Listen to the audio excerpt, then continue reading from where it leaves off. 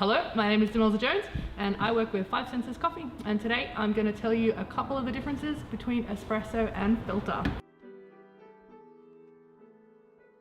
So one of the first differences is the roast profile. So filter roast tends to be a little bit lighter than espresso roast. The second thing is the particle size. Once you grind the coffee to make filter, it's often a bit coarser than espresso. The next difference is probably brew ratio. So what that means is you put, with espresso, because it's much stronger, you use 1 gram of dry coffee and you get 2 grams of wet coffee out.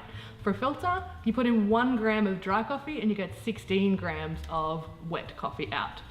So the end product, the differences between that is espresso is short, it's viscous, and it's very strong. But with filter, it's a lot longer, it's more tea-like and more delicate. You get a lot more of the flavor notes of the actual coffee out of a filter. And the way you make espresso is out of an espresso machine, but for filter, you can make it a variety of different ways.